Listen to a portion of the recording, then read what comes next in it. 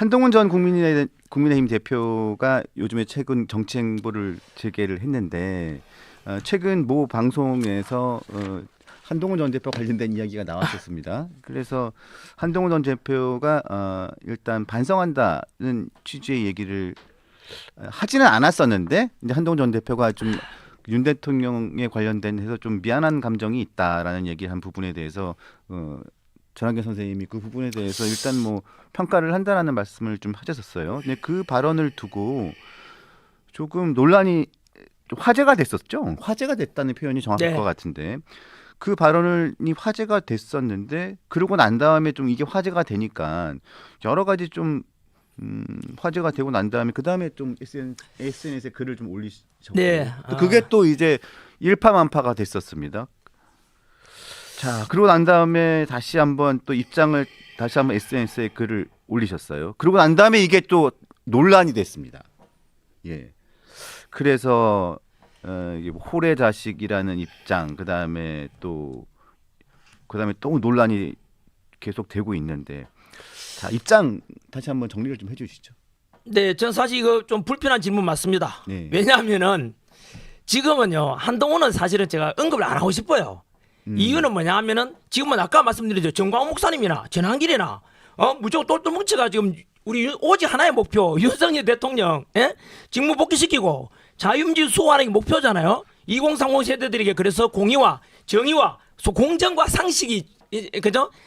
이래 존중돼 그런 대한민국을 물려주고 싶은 공통된 목표인데 갑자기 한동훈 이야기 자꾸 나오니까 지금 한동훈 사실 우리가 언급하면 제가 또 언급하면 또 한동훈을 이렇게 띄워주는 것 같은 있잖아요. 그런 느낌이 든단 말이에요. 띄워준다.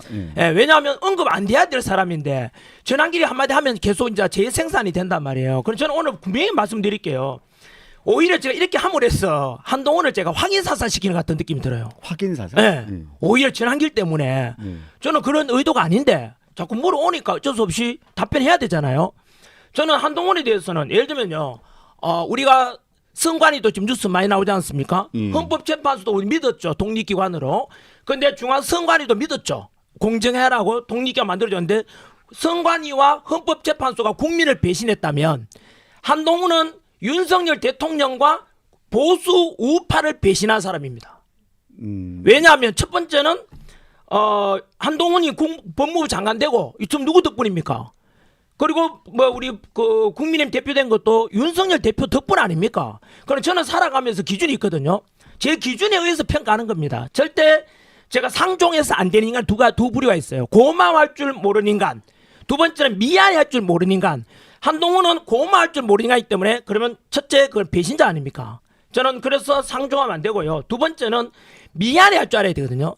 지금 윤석열 대통령이 지금 왜 지금 구치소 갇혔는데요? 한동훈 때문이잖아. 한동훈하고 그 일당들이 이재명 손잡고 대통령 탄핵 소추에 가결시켰는데 찬성했잖아요. 그 윤석열 대통령이 칼 꽂은 거잖아. 지금 윤석열 대통령이 왜 지금 구치소가 있는데 우리 보수 오빠가 왜 도로에 나왔는데 지금 이 고생하는 이유가 지난길이 왜 나왔는데 한동훈 때문이잖아. 한동훈이 있었으면 탄핵안이 가결 안 됐단 말이야. 그 배신자잖아 이거는. 그래 한 번 더 말씀드리면 한동훈은 윤석열 대통령에 대해서도 그렇고 보수파에 대해서 똑같이 등에 칼 꽂은 사람이야. 배신자야.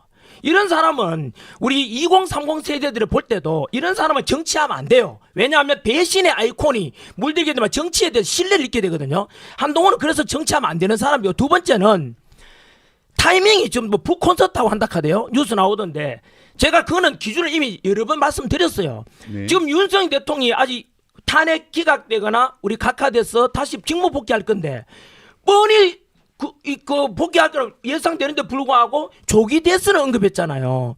그럼 제가 비유를 들었잖아요. 부모님 건강히 살아 계시는데 제사상을 준비하는 호로 새끼하고 똑같다. 그 호로가 오랑캐호자예요. 예? 그게 누군데 한동훈 아닙니까? 뭘 지금 뭐 책 내고 정치한다. 지금은 그거는 배신 중에 배신이야. 타이밍도 그러면 안 되지. 지금은 아까 제가요. 그리고 정치하는 사람은 두 가지 또 기준이 있거든요. 정직하고 책임을 져야 돼요. 지도자는. 그 정직하지 못하고 책임지지 못하는 사람 누구예요? 이재명 아닙니까? 계속 거짓말 하잖아. 이재명 입맛 뜨면 거짓말이잖아. 국민들 신뢰를 잃잖아요. 등 돌리고. 그래도 책임을 안 지잖아. 한동훈도 마찬가지로 이런 자기 때문에 일어난 건 다 뺏드잖아. 이거는. 그러면 책임을 지고 지금 자숙해야 돼. 작년에 총선 한동훈 때문에 졌잖아 우리. 민주당 대거에서 가져가 버리고 국민이 졌잖아요. 그때 그 선대 누가 그런데 한동훈이 그랬잖아. 그럼 책임을 져야 된단 말이야. 그러면 최소한 우리 옛날 정치하는 사람들 DJ나 YS는 그랬어요. 어떤 선거 지고 나면은 책임을 지겠습니다 해서 자수가고 해외로 가거나 하는데 이거는 바로 또 그 우리 대표 뽑을 때 나왔잖아요. 지놓고는 저는 책임지지 않는 사람은 정치에 자격이 없죠. 우리가 결혼하면은 최소한 결혼하게 되면 남편에 대해서 아내에 대해서 책임을 지잖아요. 아이를 낳으면은 부모로서 책임을 지는 게 기본 아닙니까? 정치 지도자가 된다면은 자기가 한 말과 그리고 행위에 대해서 책임을 지는 줄 알아야 돼요. 근데 한동훈은 괜히 오늘 좀 많이 언급했네. 이 사람 언급하고 싶지 않단 말이에요. 그래서 어쨌든 정리하면 한동훈은 윤석 자기 은혜를 모르고 그러니까 고마울 줄 모르는 거 아니야. 에? 그래서 윤석열 대통령이 배신했잖아. 그리고 우리 보수 여당 다 배신해가지고 이래가지고 고생하고 있잖아요. 한동훈 때문에. 그러면은 사람이 양심이 있어야지, 염치가 있어야지. 염치가 없는 사람 파렴치라 하거든요. 그런 사람은 정기에 나오면 안 돼요. 에?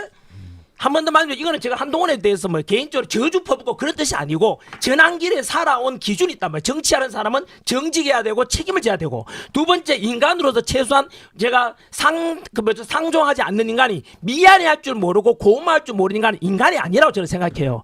가장 그래요 염치가 없다. 염치가 사람이 염치가 있어야지 미안해할 줄 알아야 되는데 이거는 그렇게 나쁜 일이 되고 등에 칼 꽂아놓고는 다시 뻔뻔스럽게 나와가지고 뭐 어떻게 한다. 거기다 또 한동훈 뭐 북한사람들 국민의힘 의원들 왔다 갔다 한다 돼? 똑같은 부류들이야. 그래 지금 빨리 반성하고 돌아와야 돼 아직은. 에? 어쨌든 괜히 조용히 오늘 목 때문에 제가 내일 죄송합니다. 조용히 하려 했는데. 어? 일단은 예, 알겠습니다. 일단은 근데 한동훈 전 대표는 이제 더 계엄에 이상 전환길한테 앞으로 어느 방송사든 한동훈 좀 이야기 꺼내지 말았으면 좋겠어. 이게 제 기준입니다.